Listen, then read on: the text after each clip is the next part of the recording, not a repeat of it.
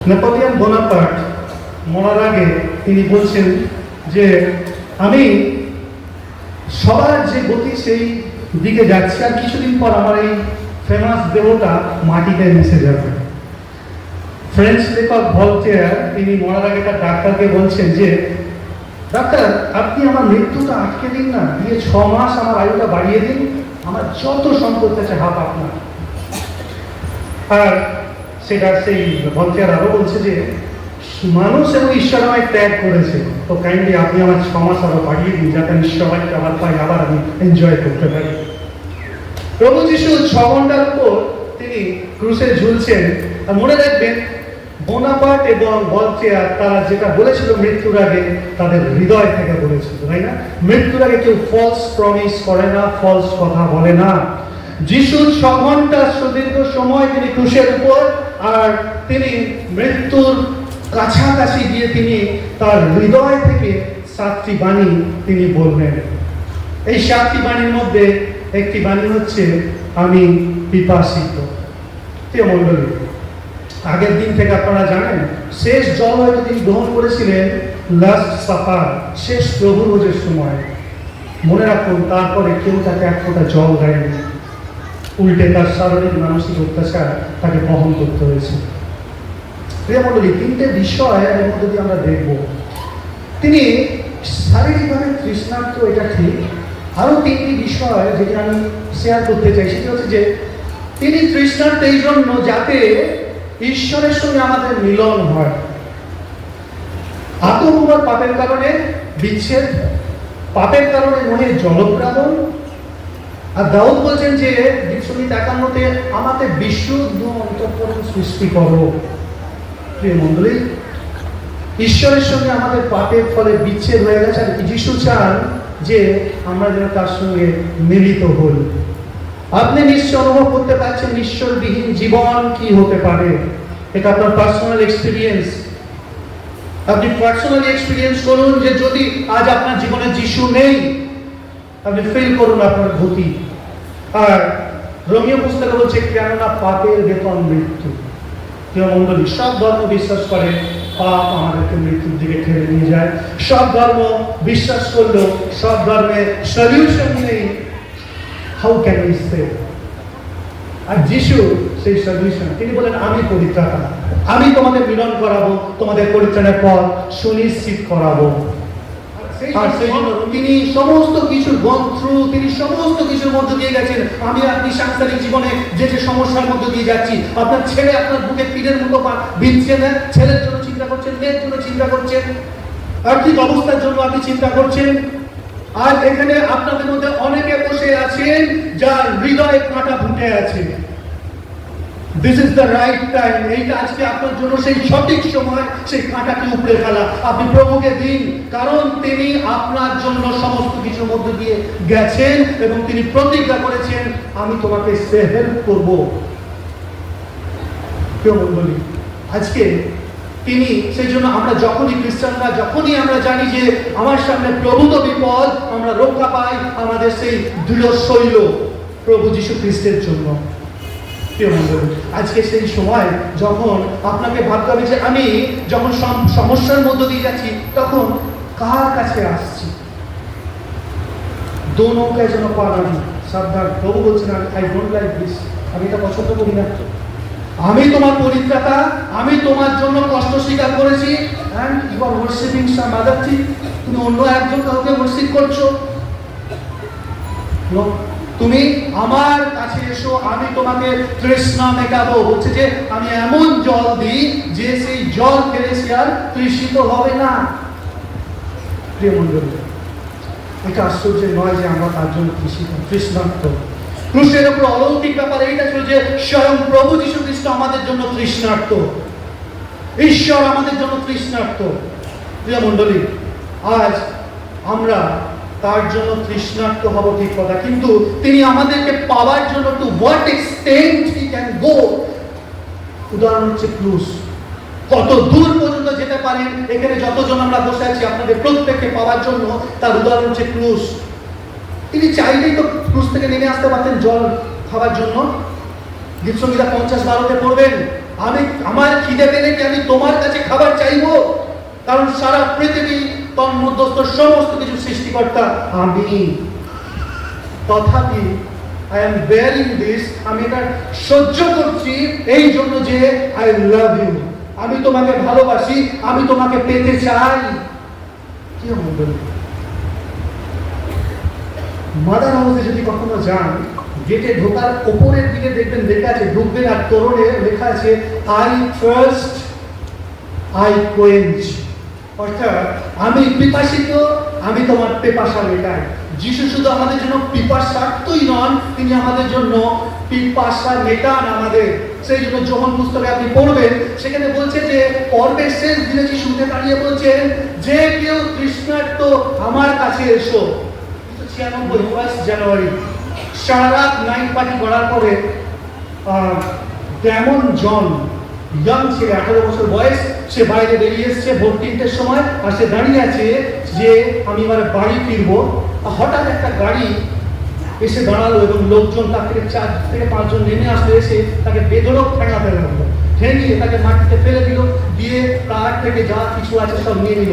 যেমন ভাবছে যে যাক আমি বেঁচে গেলাম, কিন্তু সেটাই শেষ ছিল না। আর চলে যাওয়ার আগে তাদের মধ্যে দস্যুদের ওই রবার্টসের মধ্যে একজন তার দিকে শুট করলো। 3টে শট ডাউন তাকে করা হয়েছিল, একটা তার বুকে লাগে, একটা কোমরে লাগে, একটা বাঁচতে গিয়ে হাতে খাম্বে লাগে। আর সেই সময় সে পড়ে গিয়ে যেন নিশ্চিত মৃত্যু, তার নিচটা অবশ হয়ে গেছে। আর সে ভাবছে যদি কেউ এসে আমাকে রক্ষা করে, কিন্তু ওই অবস্থা থেকে সবাই পালাচ্ছে। মেডিকেল স্টুডেন্ট একজন ডক্টর, আর তিনি সেই সময় মিখাইল ফ্র্যাঙ্ক, আর তিনি ভুল করে সেই রাস্তায় ঢুকে গেছে সামনে। তিনি পালিয়ে না গিয়ে তাকে উদ্ধার করলেন, হসপিটালাইজ করলেন, আর তারপরে তিনি তার কোনো জানেন না মরলো কি বাঁচলো।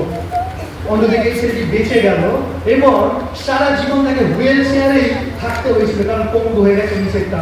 আর যখন সে হসপিটাল থেকে বাড়ি এলো, সে একটি তার জীবনের লক্ষ্য জানালো যে আমাকে রক্ষা করেছে সেই ব্যক্তিকে আমি খুঁজতে চাই, just to say thank you.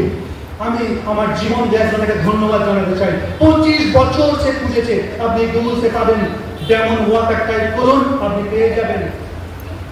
আর 25 বছর ধরে সে আর তার মা যখন খোঁজার পরে ফাইনালি সেই ব্যক্তিকে পেল, সেই ব্যক্তি নিউরোলজিস্ট ডক্টর, এবং তার এখন প্রায় 58 বছরের উপরে বয়স, এবং তার সঙ্গে সে মিট করে এবং চোখের জলে সেই সুন্দর মুহূর্তটা ভিডিওতে ধরা আছে। এবং সেখানে সে বলেছিল আই লাভ ইউ ডক্টর, আপনি যদি সেদিন না বাঁচাতেন আমি আজকে বাঁচতাম না। প্রিয় মণ্ডলী, আপনাকে যদি প্রভু যীশু খ্রিস্ট না বাঁচাতেন, আপনি এখানে বেঁচে থাকতে পারতেন না, আপনার জীবন শেষ হয়ে যেত।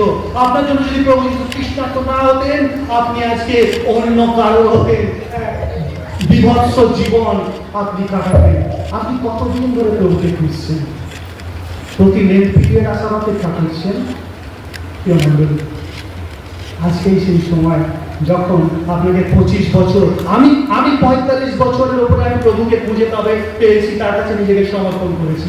সবকিছু জানার পর আমি অনেক দেরি করে ফেলেছি, কিন্তু আপনি যেন দেরি না করেন। আপনি যদি আজকে জানেন যে প্রভু আপনার জন্য তৃষ্ণার্ত, তিনি আপনার তৃষ্ণা মেটাতে পারেন, রাইট নাও, এই সময় যেখানে বসে আছেন সেখানে বসে আপনি আপনার হৃদয়কে ভাঙুন। আপনাদের মধ্যে অনেকে এখানে বসে আছেন যার হৃদয়ে কাঁটা আপনার হৃদয়ে বিঁধছে, আপনি জানেন কোন কাঁটা আপনার হৃদয়ে বিঁধছে। উপড়ে ফেলুন, প্রভুর হাতে দিন, আর তাকে বলুন প্রভু ধন্যবাদ আমার তৃষ্ণা মেটাবেন। সমাপ্ত হলো বা হইল। গ্রিক যে ভাষা আছে টেটিলেস্টাই, মানে গ্রিক ভাষাতে, কিন্তু বাংলাতে কি? আমরা গ্রিক নই, আমরা বাঙালি, পিওর খাঁটি বাঙালি। আমাদের কাছে বাংলায় কি হয়? বাংলায় হচ্ছে ঋণ। ঋণ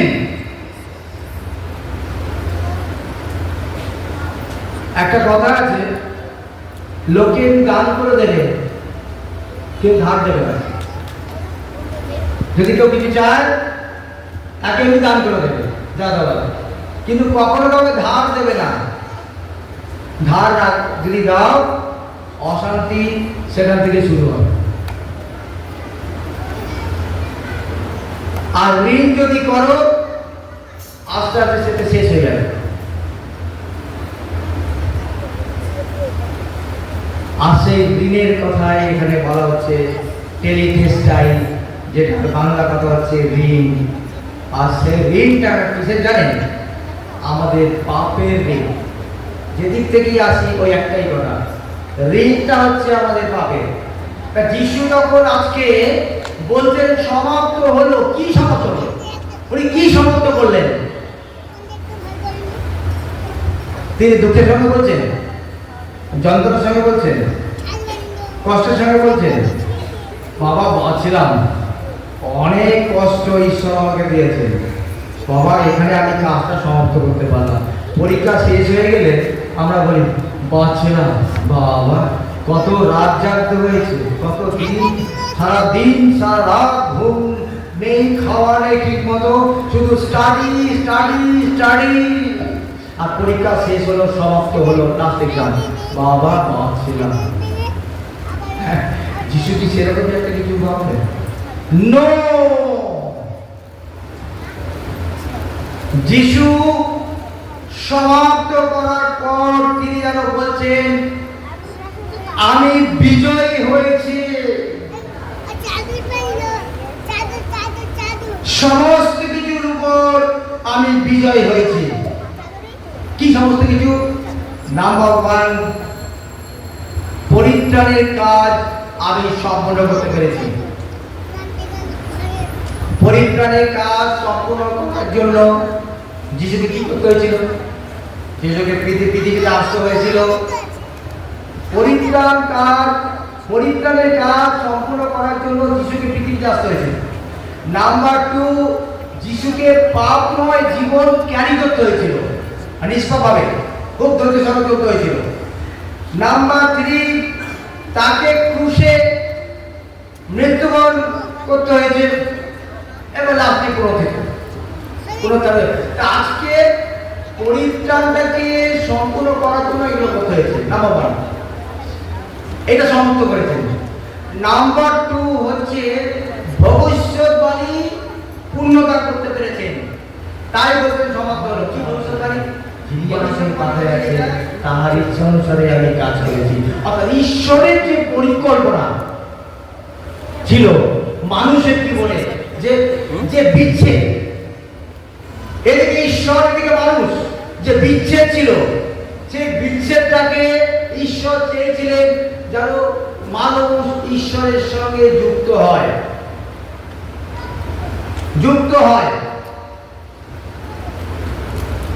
যে মানুষ বিচ্ছিন্ন হয়ে গেছে, আর সেই যে পরিকল্পনা ছিল মিলনের, অর্থাৎ ঈশ্বরের সঙ্গে মানুষের ক্রসের মধ্যে দিয়ে, এই ক্রস হচ্ছে যোগ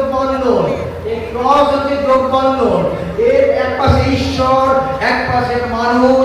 এই ঈশ্বর এবং মানুষকে যিশু যোগ করলেন ক্রসের মধ্যে দিয়ে, আর তিনি যেন বলছেন সমাপ্ত হলো। হালেলুয়া। খ্রিস্টানের প্রিয়জন, আজকে আমি এই কথাই বলতে চাই, যিশু যেন বলছেন সমাপ্ত হওয়া, এই কথার মধ্যে দিয়ে যে আমি যে কাজটা শুরু করেছিলাম আর কোথায় গিয়ে শেষ করতে হবে সেটা আমি জানি। ষষ্ঠ বাণী থেকে আমাদেরকে শিক্ষা দিচ্ছেন যিশু, কোথায় আরম্ভ করেছি আর কোথায় গিয়ে শেষ করব, কি উদ্দেশ্য ছিল আর কি উদ্দেশ্য আমি ফুলফিল করলাম, কোনটা দরকার ছিল আর কোনটা আমি ফুলফিল করেছি, এটা আমি জানি।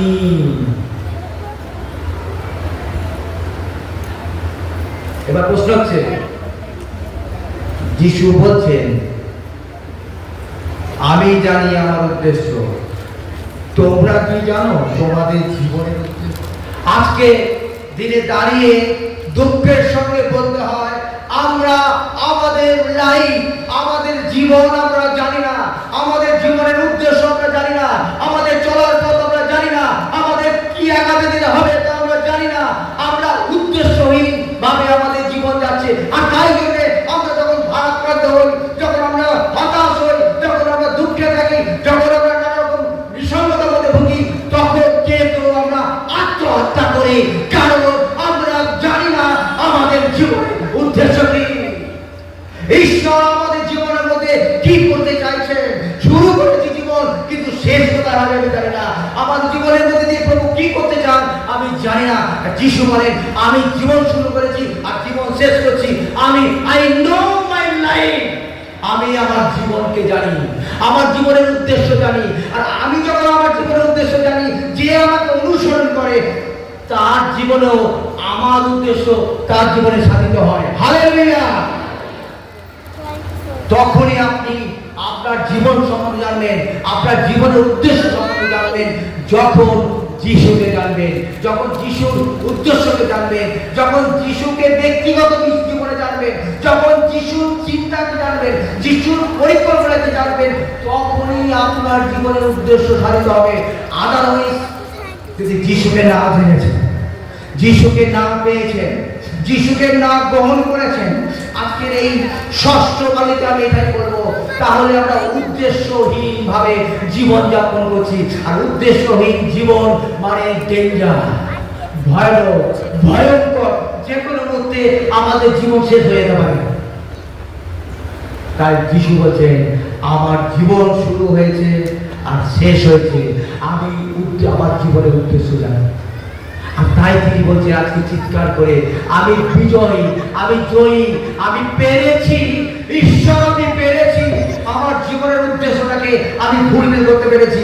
আমি কোনোভাবেই আমার একাগ্রতা থেকে, আমার বিশ্বাস থেকে, আমার বাধ্যতা থেকে, আমার শক্তিশালী মানসিকতা থেকে আমি কখনো টলে যাইনি, চুক্ত হইনি।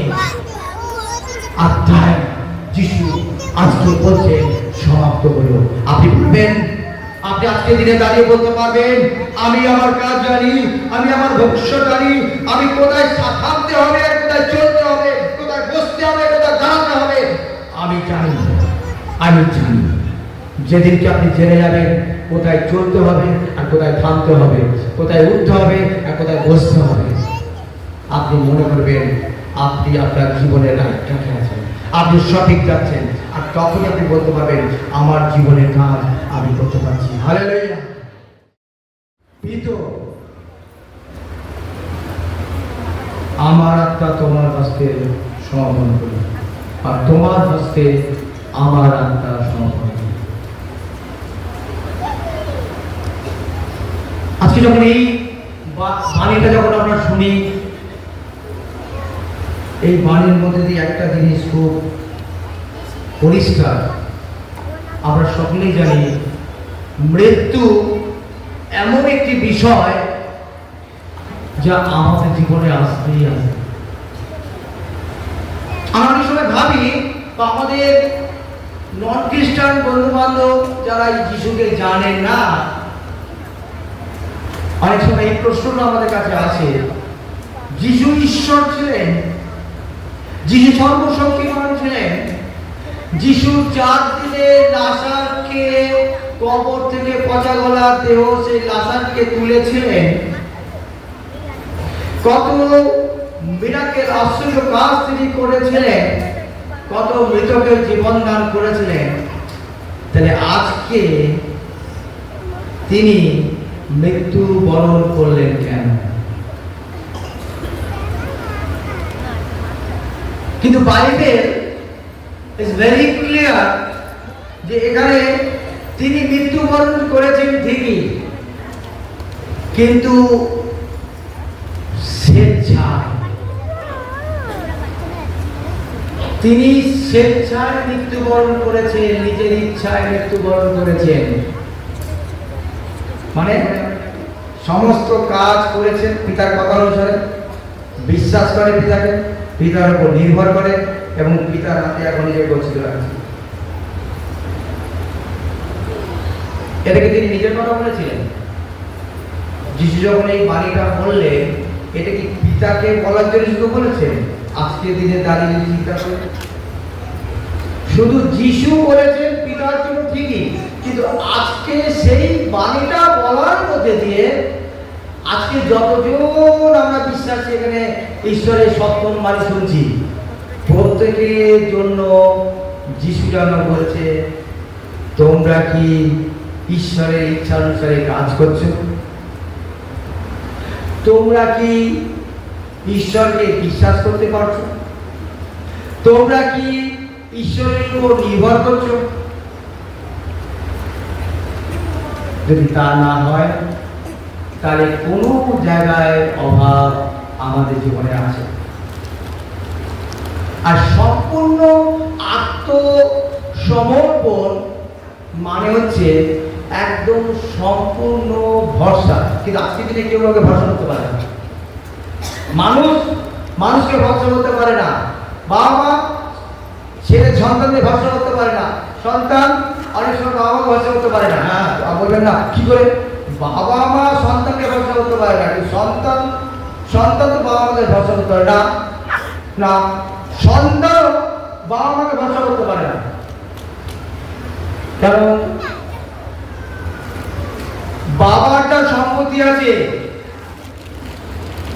বাবা চলে যাওয়ার আগে পৃথিবী ছেড়ে একটা সন্তানকে দিয়ে সব চলে গেল, কিরকম ভাবে থাকে। আর সন্তানগুলো চলে এসছে, আর সন্তানগুলো তাহলে অবস্থা কোথায় যাবে? তাহলে কি ভরসা করা যায়? সন্তান কি বাবা মাকে ভরসা করতে পারে? B practical. বাবার কাকে ভালো লাগবে তাকে সব দিয়ে চলে গেল, ভরসা করা যায়? প্রথম থেকে বলতে সবাইকে দেবো, সবাইকে সমান ভাগ করে দেবো, কাউকে বঞ্চিত করবো না, কাউকে ঠকাবো না, এবং মৃত্যুর আগে দেখা যাচ্ছে একজনই সব দিয়ে চলে গেল। ভরসা করা যায়? ওই জন্য বলছি, সন্তানও কিন্তু এখন বাবা মাকে ভরসা করতে পারে না আজকের দিনে। বন্ধুকে ভরসা করতে পারে না, স্বামী স্ত্রীকে না, স্ত্রী স্বামীকে নয়, ভাই বোনকে না, দিদি ভাইকে নয়, ভরসা করতে পারে না। কিন্তু যিশু বলেন, আমি ভরসা করতে পারি আমার পিতার উপর, কারণ আমি আমার পিতাকে জানি। তাই যিশুতে পেয়ে গেল। যদি আপনি ভরসা করতে চান, তাহলে ঈশ্বরের উপর ভরসা করুন। হালেলুয়া। আর কার উপর না জীবন? আপনার পাশের জনের উপর ভরসা করবেন না, কোন মানুষের উপর ভরসা করবেন না, কোন শক্তির উপর ভরসা করবেন না, কোন জ্ঞানের উপর ভরসা করবেন না, কোন সম্পত্তির উপর ভরসা করবেন না, কোন ক্ষমতার উপর ভরসা করবেন না। আর দ্বিতীয় বিষয় বলছে কি? নিরাপত্তা আছে। নিরাপত্তা যদি ভরসা করো, ঈশ্বরের কাছে নিরাপত্তা আছে। আর কোনো জায়গায় নিরাপত্তা নেই, কোনো জায়গায় নিরাপত্তা নাই। কেউ গ্যারান্টি দিতে পারবেন না নিরাপত্তা আছে, কেউ না।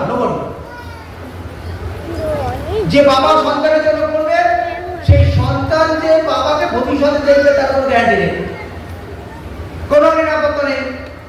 একবার লিখে দাও না, তাতে বাকিটা বুঝে নেবো পড়বে। আচ্ছা, আসলে বাবা মাকে চালা হয়ে গেছে, এখন তো আমি লিখবো না। আগে দেখি আমার শেষ বয়স তুমি আমাকে কিরকম দেখো। বাবা মার সাথে চালা হয়ে গেছে, সে লাঠি বইয়ের মতো আর নেই বোকা বাবা মা। আর আবেগের ভালোবাসা চলছে না।